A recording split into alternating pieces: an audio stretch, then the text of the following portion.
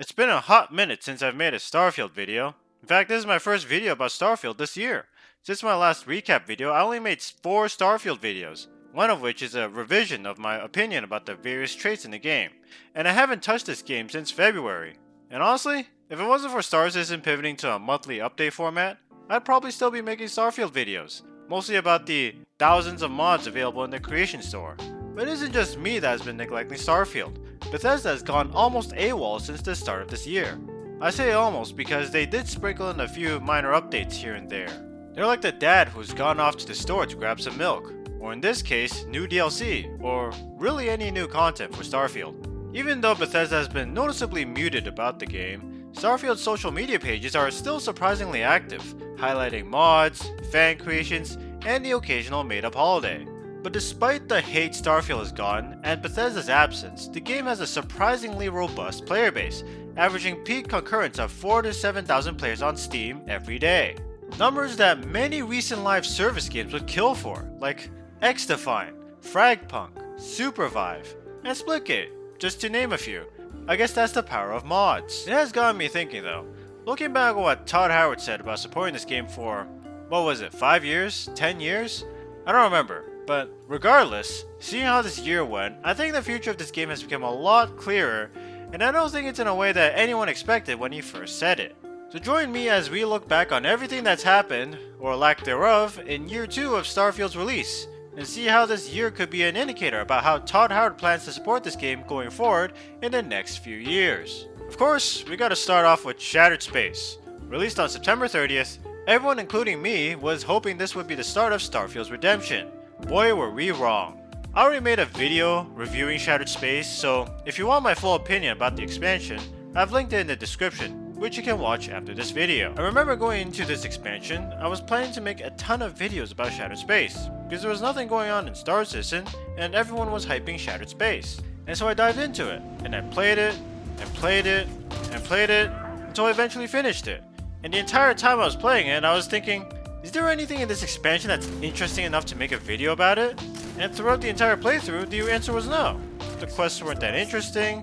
I mean, I guess I could have posted walkthroughs about them, but that didn't feel like something I wanted to do. The story itself was not that great. I would say spoiler alert, but does anyone watching this video still care about the expansion? If you do, I guess skip to this timestamp. Essentially, there was a giant catastrophe and House Ruin made you an errand boy, running around Dazra doing things for the various houses because they can't do it themselves. And the payoff was shit. You either thwart an Asco, or you obey him. And if you do obey him, the screen turns black and puts you back to make the same choice. And then when you come back and talk to the various members of the council, you have the option of starting another Serpent's Crusade. Which you would think means something, but no, it doesn't. The only thing that changes is that everyone at Constellation gets pissed off at you. But you can persuade them to forgive you, despite condemning them to die by House Varun.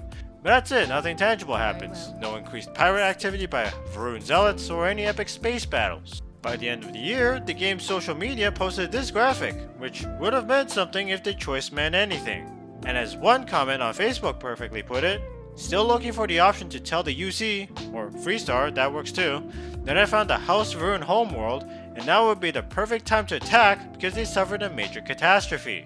Wouldn't that be perfect if you were born enlightened and despised their religion? Or you were a UC native or a Freestar settler? Those traits would have come in handy. But of course the implications would be too much for Bethesda, and that'd be too much work, and they don't want you to face any real consequences. Despite that, there were a lot of people who like or even love Shattered Space, which boggles my mind, but these people are probably still playing Starfield to this day. And hey, if you like or love Shattered Space, more power to you. And as I've stated many times, including my last year's recap, Starfield is not a bad game. I think it's a good game, but not great. A solid 7 out of 10. You know, looking back, Bethesda ain't lying when they said it was a purely story expansion. It's that the story just wasn't that good. But enough about Shattered Space. I could go on, but again, if you want my full opinion, the link is in the description. So Shattered Space came and went, like a wet fart. It briefly spiked player numbers to over 21,000 concurrent players before quickly settling back to its baseline a month later. In November, Bethesda released 2 free creations into the Creation Store, the Daemok land vehicle and the Perfect Recipe side quest. I made a video about the Daemok vehicle, which TLDR is better than the Rev 8 in every way. It's faster and has more firepower, and it made the Rev 8 completely obsolete. To be honest, I never played the Perfect Recipe. I was too busy and got sidetracked by Star Citizen shit, so I didn't play it. Until this video. If you don't care about it, you can skip to this timestamp. To put it briefly, it's about a handyman who dreamed of being a world-class chef, but due to circumstances beyond his control, he had to put it off for a couple decades until you showed up with his old book. From there, he asks you to reach out to some of his customers for ingredients for his signature dish called the Vindaloo. First one is a hunter who will have you go hunting in Ashta. Second one is a food critic slash businesswoman who will ask you to go on a pretend date with her. The last one is an ex-convict who will ask you to retrieve a key from his prison cell, although you can do it in any order. There is a choice, sort of a fake choice where you can swap his Vindaloo with your Vindaloo, which you can make on the stove. The ingredients for it can be conveniently found around the stove and in the fridge. Or you can just let him serve his Vindaloo. If you do, his guest will say it sucks, and he will be heartbroken. But at least he will be optimistic of having no pressure to be the best. If you swap, the guest will remark about how much they love his dish, not knowing you made it and swapped out his for yours, and he'll be brimming with joy and false confidence. Once you finish the quest chain, you will get a chef uniform and hat, 28,800 credits, and the ability to make your own Vindaloo. In classic Bethesda fashion, the choice of whether to swap his dish or not doesn't really matter. The rewards are the same either way. The only real difference is his dialogue after you finish the quest. The mission takes about an hour to finish, maybe less. It's not that elaborate compared to say the first Trackers Alliance mission, but it's free and it's a fun little side quest to distract you for an hour or so. And that was it for 2024. Probably the most eventful year looking back, but going into 2025, I was hoping for more of the same. So 2025 rolls up, January became February, then March came, and that's when the Starfield X account finally released an update in response to a post saying, "Hey, we know this game still exists, and we're working on it, and we have a lot of exciting things planned this year." So everyone was thinking, oh, maybe we'll see something this summer, right? Well, April saw the release of Elder Scrolls Oblivion Remaster, which no one saw coming, and everyone loved it. And given that absolutely nothing was happening with Starfield, and it's a Bethesda title, I think it's worth mentioning. Starfield also saw the lowest player count on Steam in the week of Oblivion Remastered's release. Coincidence? Perhaps. By the way, how's Oblivion Remastered doing right now? Oh, I guess the nostalgia wore off and people realized the game wasn't that good. I guess that's what happens when you remaster a 20-year-old game.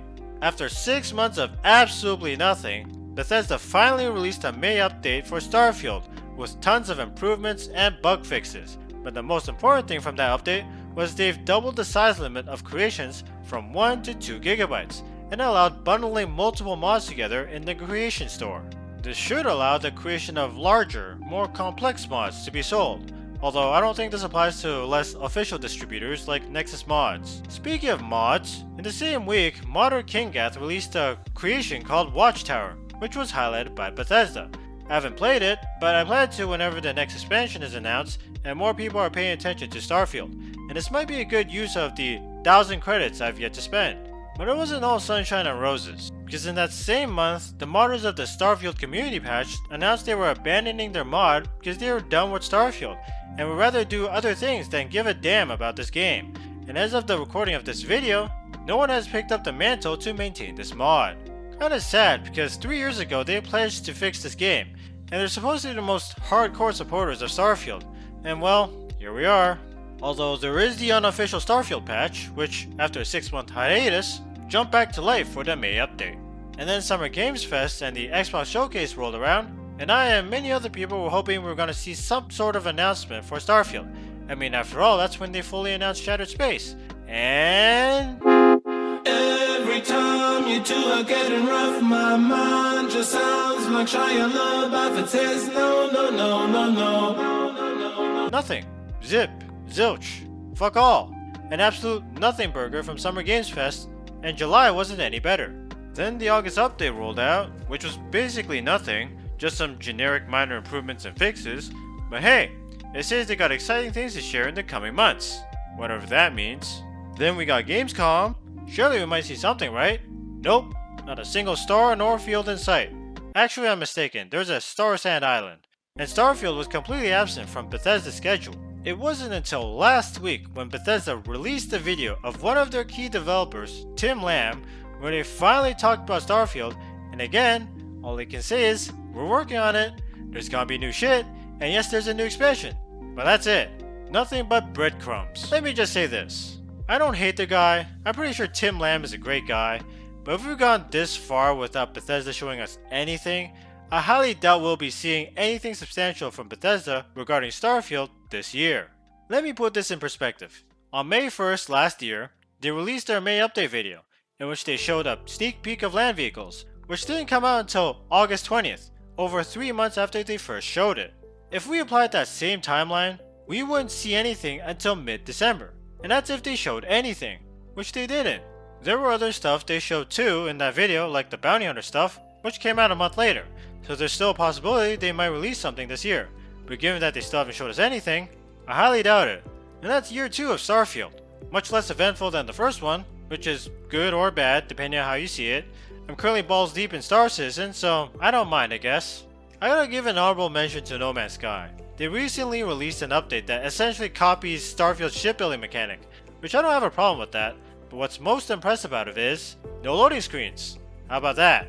You know, the fact that a small team can keep building something like this and even outperform a major AAA studio with hundreds of devs is insane, so kudos to them. But back to Starfield. What can we expect in Starfield's 3rd year?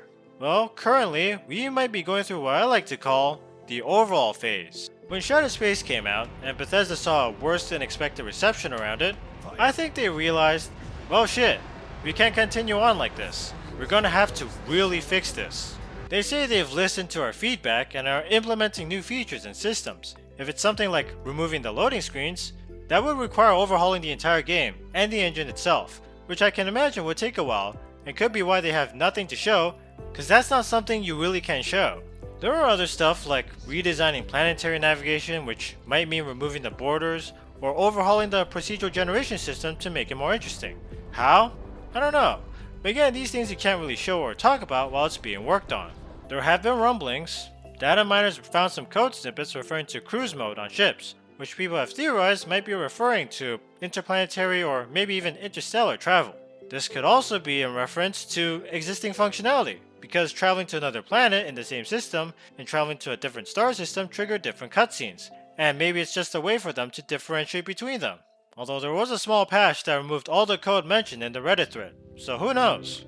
And then there's rumors of Starfield going to PS5, which I think is guaranteed at this point.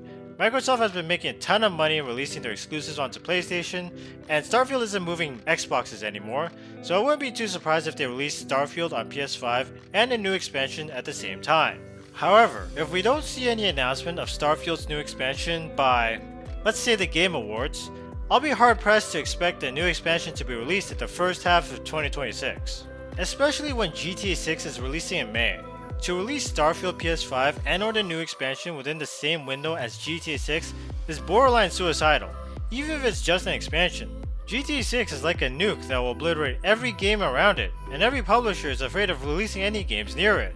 But again, this is all speculation. Only Bethesda knows, only Tim Lamb knows, only Todd Howard knows. If next year is about as eventful as this one, I might not make another recap video. There's only so many times I can talk about nothing. As for beyond year 3, I wouldn't be surprised that after the second expansion that they become a little more hands off on the game and let the modders take over, but this will really depend on the state of the game after the second expansion. I mean, they will still be technically supporting the game, and with the game chugging along with a relatively stable player base to monetize from, despite Bethesda doing basically nothing. On the contrary, if Starfield gets into a state where people actually like it, we might be seeing more regular updates from Bethesda going forward. It's possible that that was their intention prior to Shattered Space's release, but again, I can only speculate. It's really going to come down to what Todd Howard intends to do when he says he wants to support this game long term. If you made it this far into the video, thank you so much for watching, I really appreciate it. And if you enjoyed the video, hit that like button, subscribe and ring that bell. What do you guys think? Are you still playing Starfield? What do you think the future holds for this game? Let me know in the comments below. In the meantime, if you want more Starfield content, then I highly recommend you watch this video right here.